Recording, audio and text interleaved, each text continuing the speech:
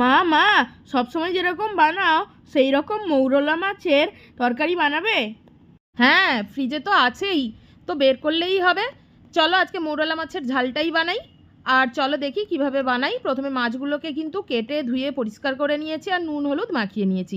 তারপর কড়াইতে দেখো প্রথমেই সর্ষের তেল দিয়েছি, রসুন থেতো করে দিয়ে পেঁয়াজ কুচি দিয়ে ভালো করে নাড়িয়ে চাড়িয়ে সরু সরু কুচি করে কেটে রাখা আলু দিয়েছি। আলুর উপরে একটু লবণ দিয়ে ভালো করে একটু ভাজতে দেবো। আলুর উপরে নুন হলুদ মাখানো মাছগুলোকে ছড়িয়ে দেব। ধীরে ধীরে নাড়াচাড়া করে মাছ এবং আলুগুলোকে হালকা করে লাল লাল করে ভেজে নেব। দেখো কিভাবে এপিট ওপিট করেছি, জাস্ট আস্তে আস্তে এপিট ওপিট করতে হবে যাতে মাছগুলি না ভেঙে যায়। তারপরে দেখো মিক্সিতে আমি একটু সর্ষে নিয়ে তার সাথে কাঁচা লঙ্কা আর লবণ দিয়ে পেস্ট করে নিয়েছি। মা আমার কিন্তু প্রচুর খিদে পেয়েছে, তরকারিটা হলেই গরম গরম ভাতের সাথে খাবো।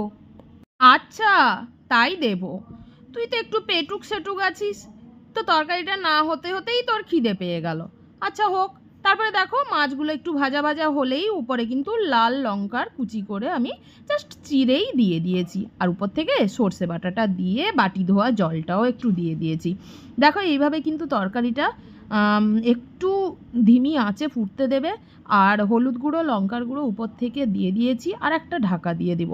তারপরে যতক্ষণে জুসটা মরে একদম গা মাখা মাখা হয়ে আসবে তখন কিন্তু ওপর থেকে ধনেপাতা কুচি ও গরম মশলা ছড়িয়ে নামাতে হবে। আর হ্যাঁ, উপর থেকে অবশ্যই একটু কাঁচা সর্ষের তেল ছড়িয়ে দিও, তাহলে কিন্তু টেস্টটা দুগুণ হয়ে যাবে।